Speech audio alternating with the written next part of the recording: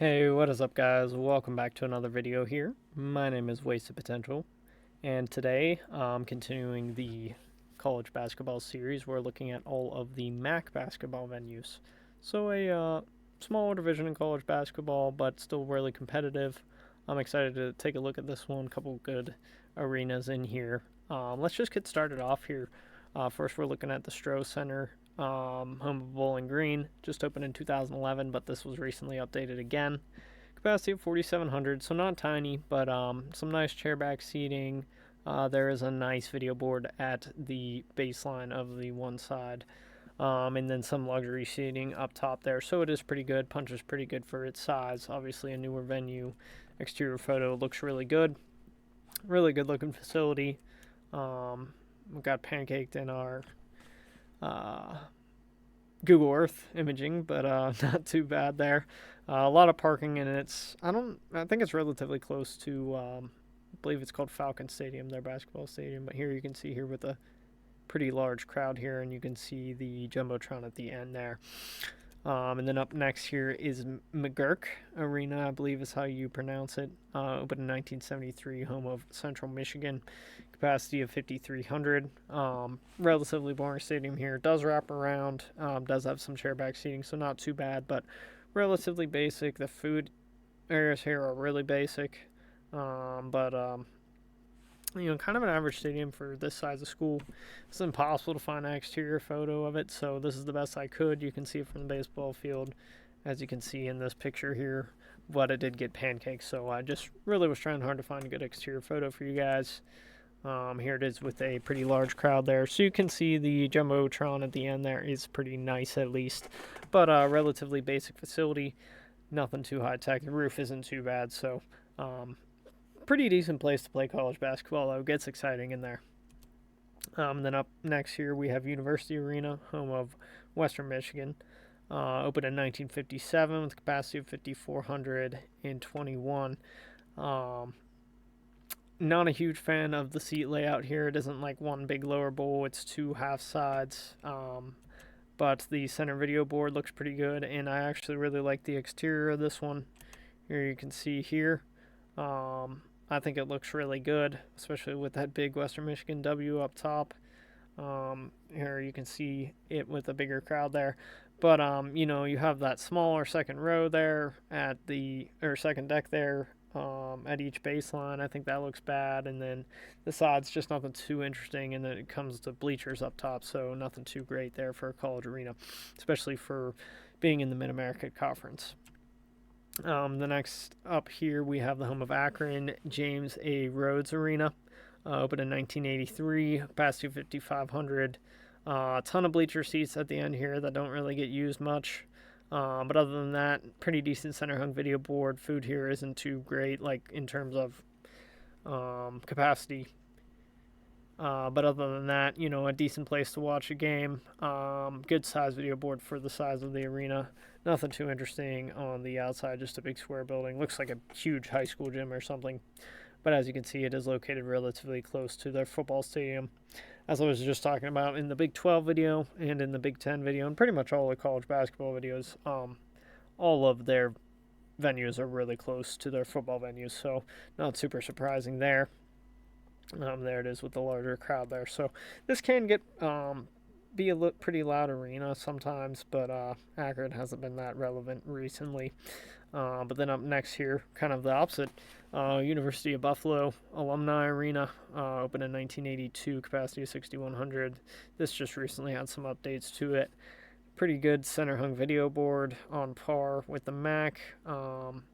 Seating at the baseline's not too great. Those are bleachers and then just walls of seating on the side. But for the size of the university, it's pretty decent.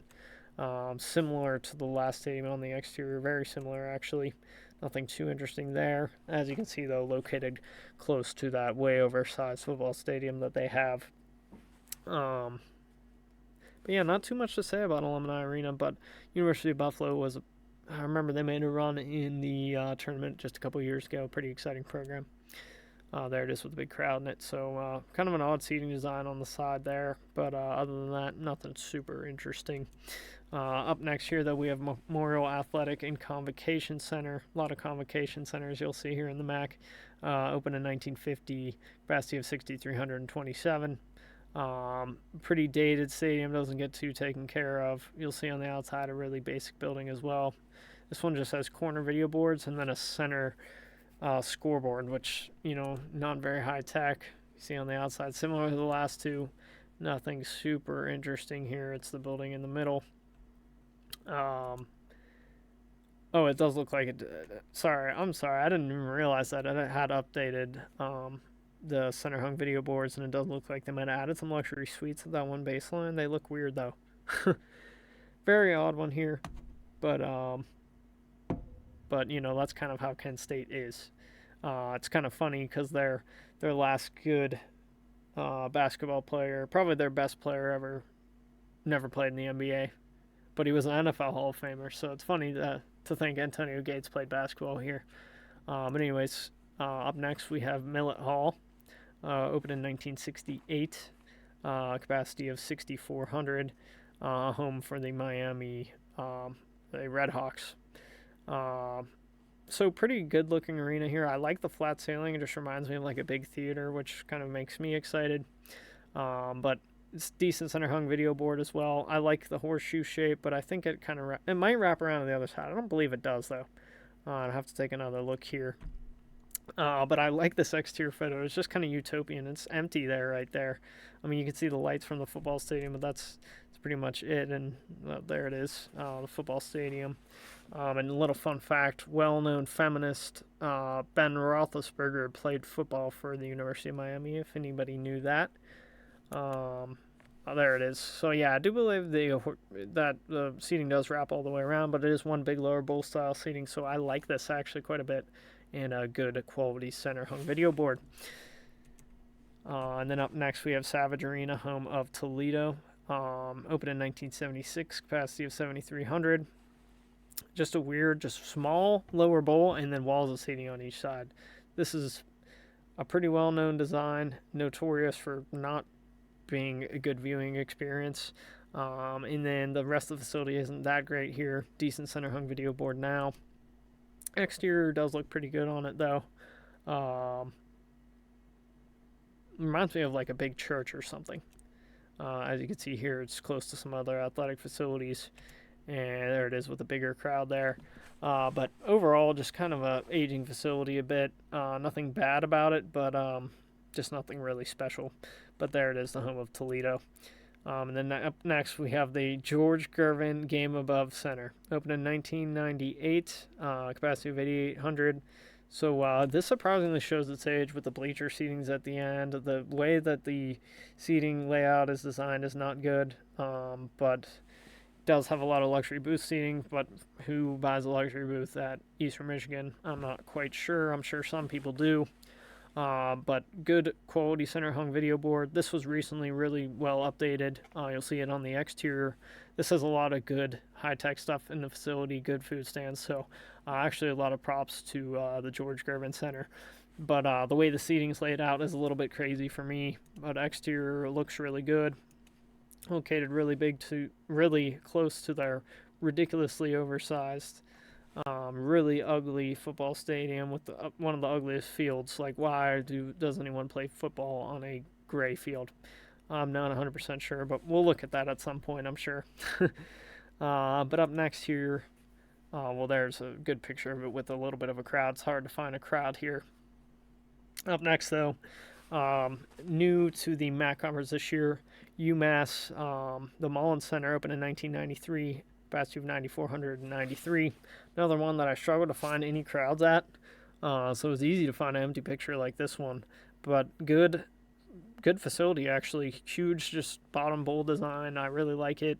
You have the two big video boards in the center there, and then the one video board at the end there. I really like that design. This court design also looks really cool, by the way. But good amount of amenities here for the size. The only thing it's really lacking is a lot of luxury suites, but it's not a huge deal. Really blurry picture here, but you can see the exterior isn't too bad either.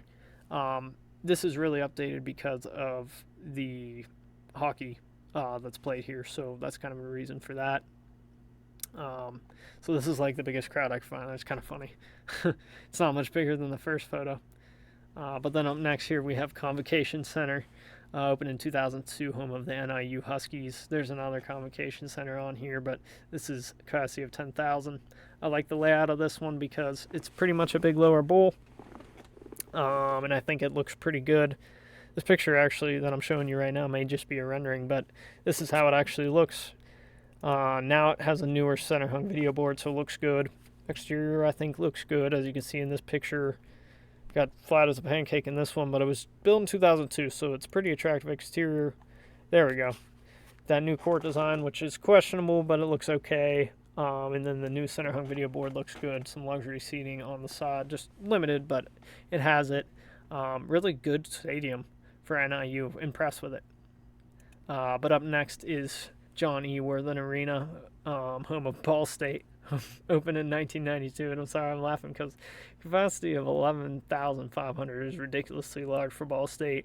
They have facilities that are just oversized. They're putting tarps over the top of this.